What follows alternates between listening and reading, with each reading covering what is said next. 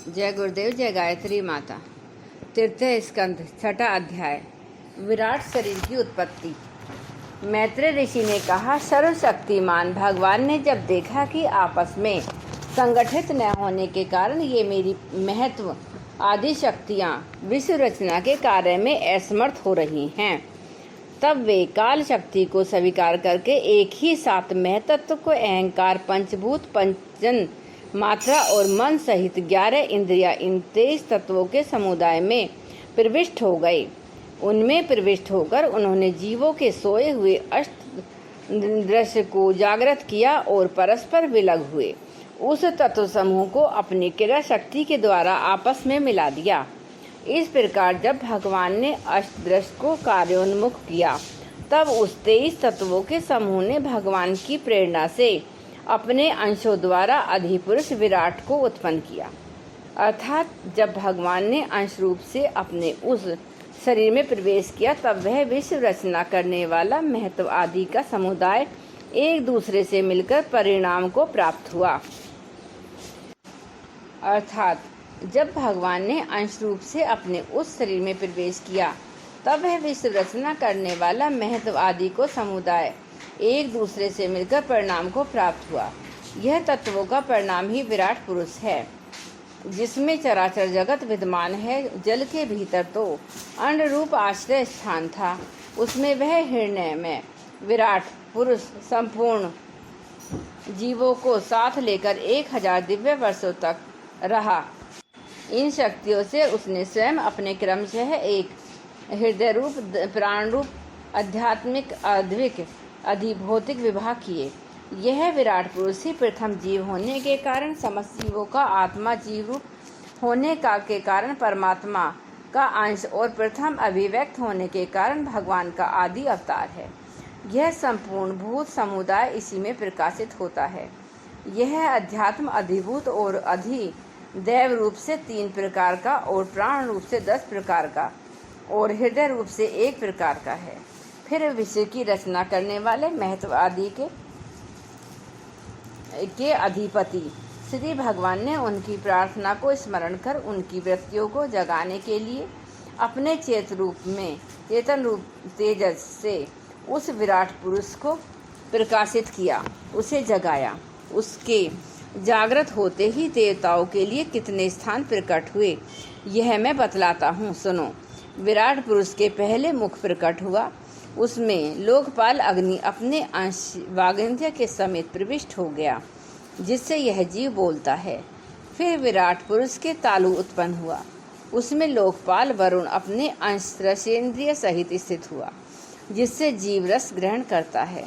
इसके पश्चात उस विराट पुरुष के नथुने प्रकट हुए, उनमें दोनों अश्वनी कुमार अपने अंश घ्राणेन्द्रिय के सहित प्रविष्ट हुए, उससे जीव गंध ग्रहण करता है। इसी प्रकार जब उस विराट देह में आंखें प्रकट हुई, तब उनमें अपने अंश का नेतेंद्रिय सहित लोकपति सूर्य ने प्रवेश किया, जिस नेतेंद्रिय से पुरुष को विविध रूपों का ज्ञान होता है। फिर उस विराट विग्रह में त्वचा उत्पन्न हुई, उसमें अपने अंश दवगेंद्रिय के सहित वायु स्थान हुआ। जिस त्वाग्नि इंद्रिय जीव स्पर्श का अनुभव करता है, तब जब उसके कर्ण छिद्र प्रकट हुए, तब उनमें अपने अंश सर्वेंद्रिय के सहित दिशाओं ने प्रवेश किया, जिस सर्वेंद्रिय से जीव को शब्द का ज्ञान होता है।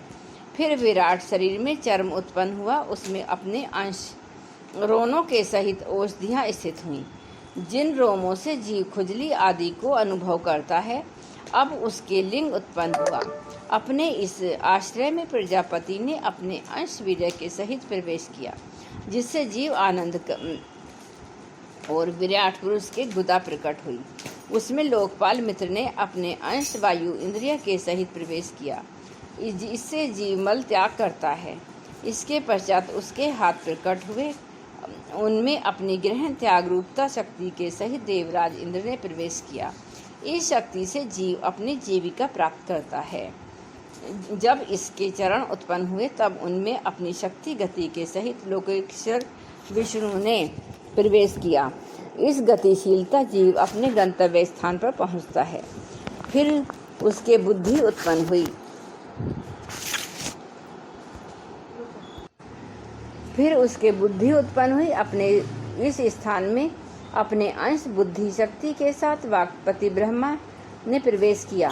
इस बुद्धि शक्ति से जीव ज्ञातव्य विषय को जान सकता है। फिर उसमें हृदय प्रकट हुआ। उसमें अपने अंश मन के सहित चंद्रमा स्थित हुआ। इस मन शक्ति के द्वारा जीव संकल्प विकल्प आदि विकारों को प्राप्त होता है। तत्पश्चात विराट पुरुष में अहंकार उत्पन्न हुआ। इस अपने आश्रय में क्रिया शक्ति सहित अभिमान ने प्रवेश किया। इससे जीव अपने कर्तव्य को स्वीकार करता है। अब उसमें चित्त प्रकट हुआ। उसमें चित्त शक्ति के सहित महत्व का स्थित हुआ। इस चित्त शक्ति से जीव विज्ञान को उपलब्ध करता है। इस विराट पुरुष के सिर से स्वर्गलोक, पैरों से पृथ्वी और नाभि से अंतरिक्ष उत्पन्न हुआ। इनमें क्रमशः इन 3 गुणों के परिणाम रूप देवता, मनुष्य और प्रेत आदि देखे जाते हैं। इनमें देवता लोग सतोगुण की अधिकता के कारण स्वर्गलोक में, मनुष्य और उनके उपयोगी गो आदि जीव रजोगुण की प्रधानता के कारण पृथ्वी में तमोगुणी स्वभाव वाले होने से रुद्र के पार्षद गण रहते हैं। विदुर जी वेद और ब्राह्मण भगवान के मुख से प्रकट हुए। से प्रकट होने के कारण ही ब्राह्मण सब वर्णों में श्रेष्ठ और सबका गुरु है।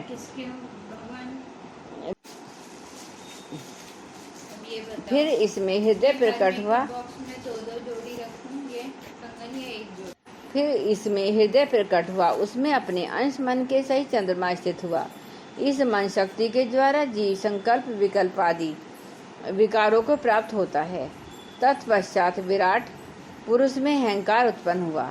इस अपने आश्रय में क्रिया शक्ति सहित अभिमान ने प्रवेश किया। इससे जीव अपने कर्तव्य को स्वीकार करता है।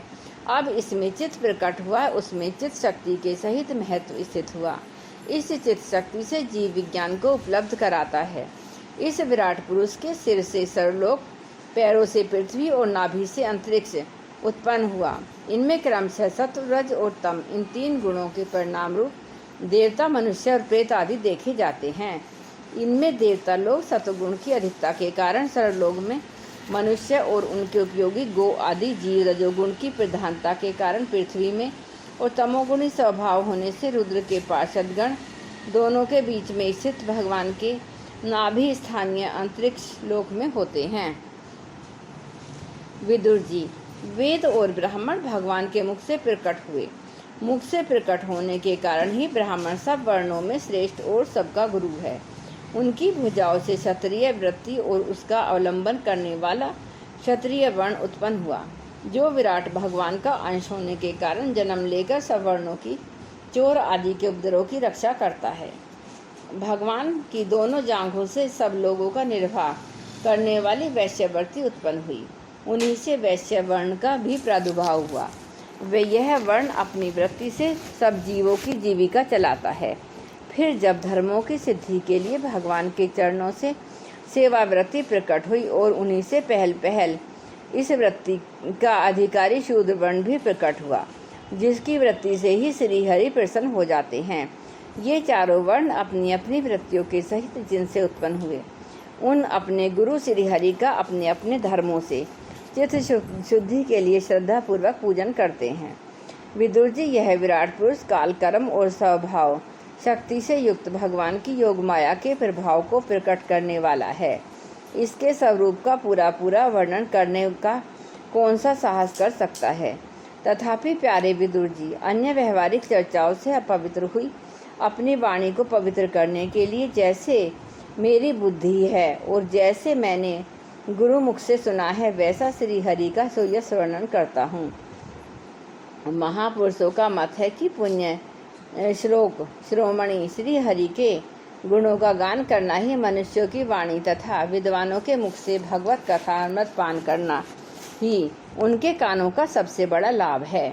बस हम ही नहीं, आदि कवि श्री ब्रह्मा जी ने 1000 दिव्य वर्षों तक अपने योग परिपक्व बुद्धि से विचार किया, तो भी क्या वे भगवान की अमित महिमा पा सके।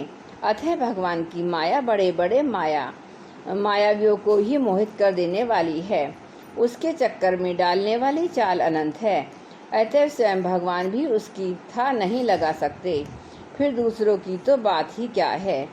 जहाँ न पकड़कर मन के सहित वाणी भी लौट आती है, तथा जिनका पार पाने में अहंकार के अभिमानी रुद्र तथा अन्य इंद्रियाधिष्ठाता देवता भी समर्थ नहीं हैं, उन श्री भगवान को हम नमस्कार करते हैं।